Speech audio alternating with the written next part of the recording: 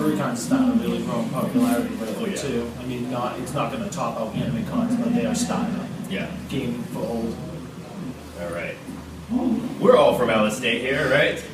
Yep, just a little bit. Yeah, so I flew here from Tallahassee, Florida, where I just moved. I moved to Tallahassee, Florida, and a week later, a hurricane hit.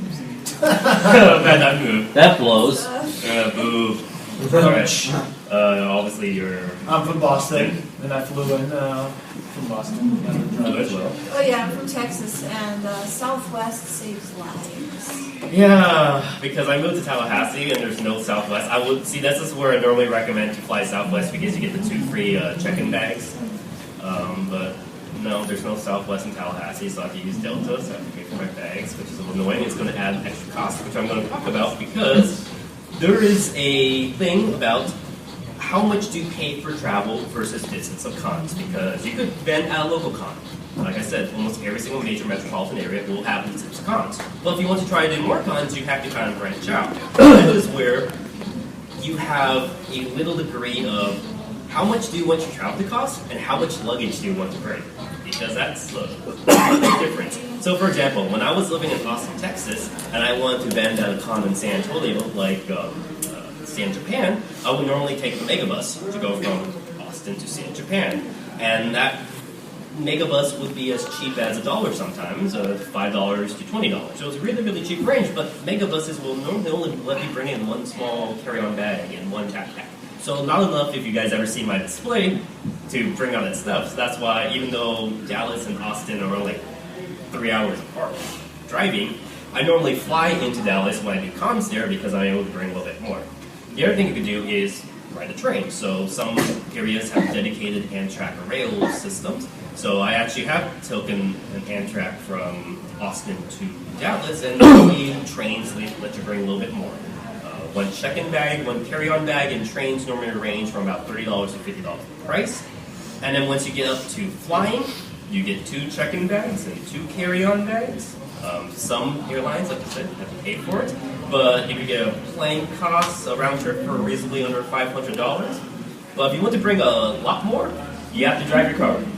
And that's going to cost a lot, because even though you can bring a lot more, you now have to start factoring the cost of how long the trip is going to be. So how much gas am I going to spend? Is it going to be a few days trip? Do I have to stop at a hotel overnight? Am I going to have to buy food on the road? That's going to add up a lot. And then if you're like our friend Shotzi, you have to drive a truck or a van everywhere, and that's going to cost a lot more if you need a big display like that. You see fursuit makers have big displays. Yeah. But most of us, we fly it, right? Yeah. If it's after 10 hours, yeah. It's not in my fly mine. Because one thing that a lot of people don't take into consideration on car costs is they're like, oh, it's just the gas, and I'll just sleep at rest stops. Or they don't think of the depreciation, what they're doing to beat up their car. So, for like instance, I would sit here and be like, okay, so flight here is $250, and to ship everything in and out is $120. But the gas is only $200. But then when I actually figured out the cost of my car, which is 30 cents a kilometer to operate, it comes out that my car is taking $1,000 worth of damage. So obviously flying is way better. Yeah, it's about 2,000 kilometers.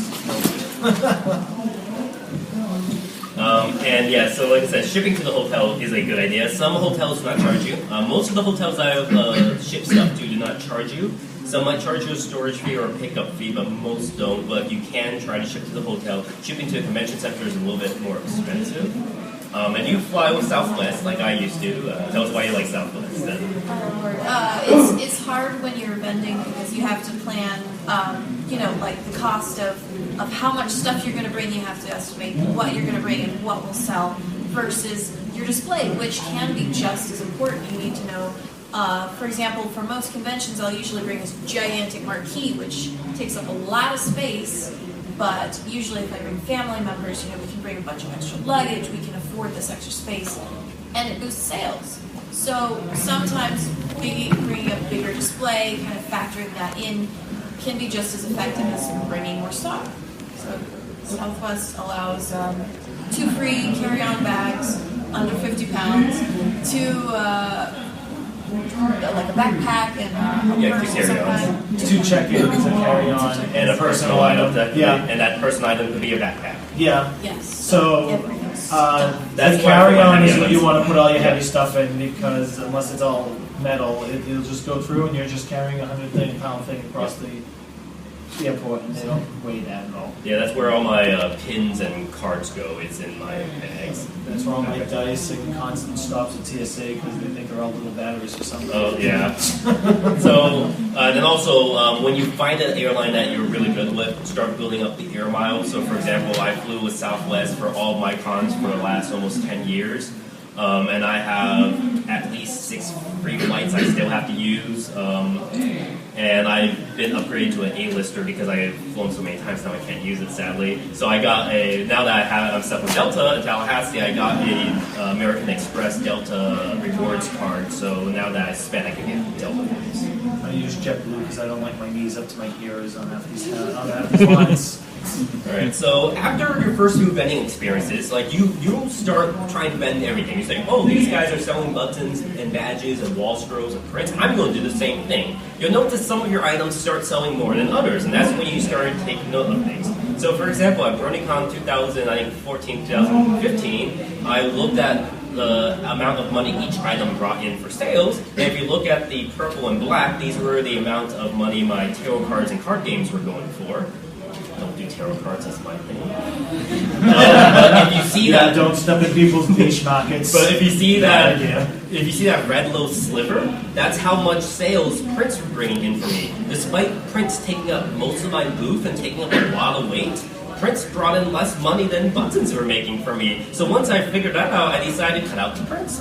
And then that's how I basically started working. I started cutting out anything that was making me less than like 10%. I started cutting out and focus on the big ones. In fact, I was playing around with the numbers this year. He's probably going to see it because he's my tax accountant. But I looked at 3 of my cons this year. BabsCon, Everfree Northwest, and St. Louis Crystal Fair, a very, very small PonyCon, and 2 very big PonyCons. But looking at the numbers, you can see different items selling different percentage. So for example, the blue are my tarot cards.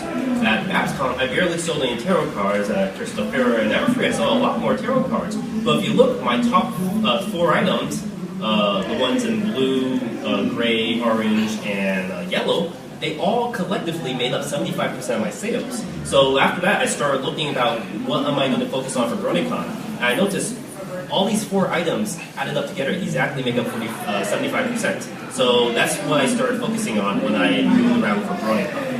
I guess you guys have probably similar experiences seeing what items selling for you. Yeah. Like you're famous for your jerseys now. Jerseys, and now the polos all of a sudden are making a huge blast on this because it's my newest item. Some also to keep track of is the fact that new versus old.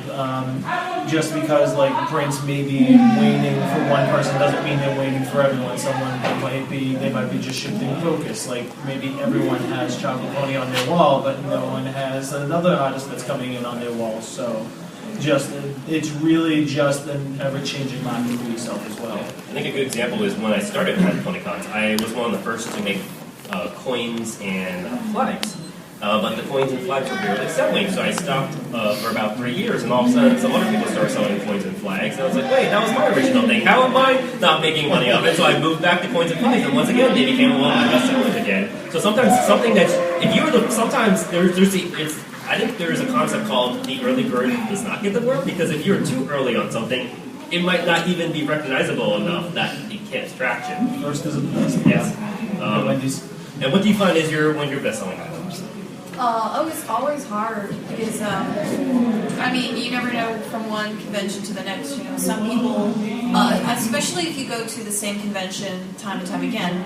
So, for example, Ciderfest for a lot of people is kind of their backyard convention.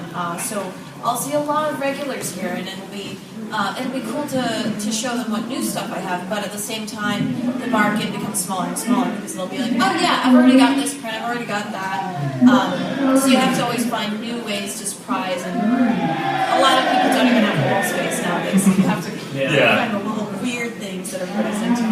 And all the time, what people are looking for will change every time. Like obviously, when the show first started out, it's Twilight. Now it's the Kirins that are all over the place, and You just have to keep Glimmer it for a on. period and Sunset for a period were really popular. So it always changes. Don't think just because it worked for 1 year, it's going to work every year. Because interests all fluctuate every time, and a lot of times it's just a guess as to what's going to be big this year. And usually, just a quick check online, keeping with the research, you'll see what people are like blowing up about. See the latest polls and stuff. Yeah, everything. Like if it's on Facebook plastered, like how's that? You pretty much know that's what people are going to be looking for. Because originally, I think when a lot of us started vending, Applejack was the worst selling in the main six. But then within like 2 or 3 years, Applejack quickly took 3rd place out of the best selling ponies for me, like right after Rainbow Dash and Twilight. Yeah. Octavia, last year's BronyCon, out of nowhere, I sold out of Octavia jerseys, and I'm like, and I still have all of the Rainbow Dash. What? Yeah. So really, sometimes is a challenge. I'm just saying, if you're talking about exploring a niche market, we need some more flim flam art out there. And that leads I could make those perfectly into jerseys. Yeah, that leads perfectly into our next part. Innovate. Find niche ideas, niche interests, or unique takes on making your art. So have a unique item that's signature to you, that's novel, that no one's done before. Even taking a product that's commonplace that everyone else is doing, do your own unique twist on it. So for example, everyone have prints.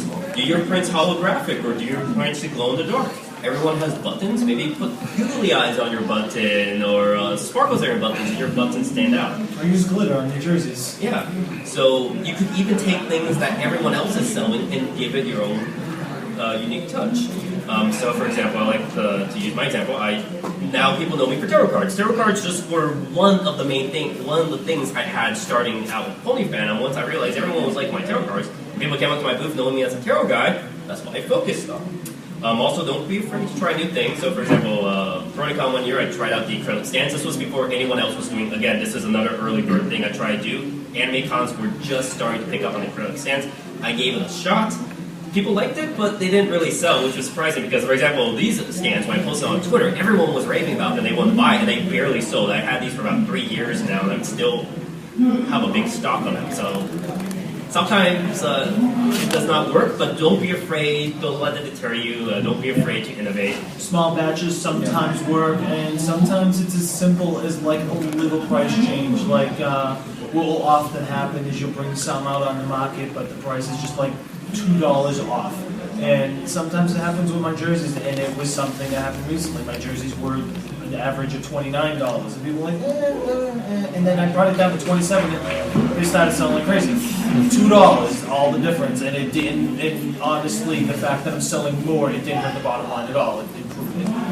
So it could be several different factors of one thing. Like for example, this was a BronyCon a few years ago. I thought this was a unique novel take. Have a pouch that the zipper was the tail. Like I thought it was a unique idea. I put a lot of work into it, investing in the charms. I had to order charms and the wallet separately. They barely sold yet. These dumb badges ended up being one of my biggest sellers, which was really, really strange. And it's like I might put more work into this, buy this, but no, I really like the badges.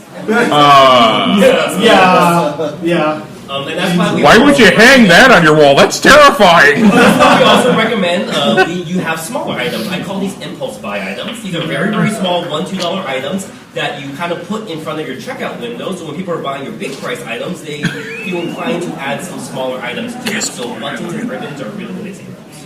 And sometimes what I use for a lot of my smaller items in the industry, they can be known as lost leaders. They're things you actually don't make any money on. Sometimes you lose money.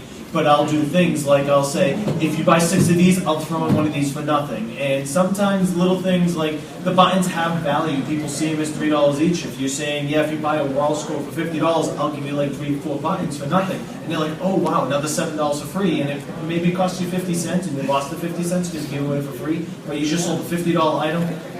Sometimes this is like an example of what I use it for, or you can use it sometimes if you have numbers that's it's $27 and you just conveniently have a $3 button and they don't want to deal with the change. They'll just buy the $3 button just to make it even 30. So there's a couple ways you can use these small items. Yeah, it's all about experimenting.